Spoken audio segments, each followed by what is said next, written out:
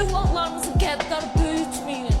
Övladlarınıza diqqət edin. Bütün sosial şəbəkələr bugün el gündən danışır. Danışmalıdır da nə qədər susacağıq, nə qədər çox işıqlandırmayacaq bugün bu faciənin daha artığını yaşayacağıq.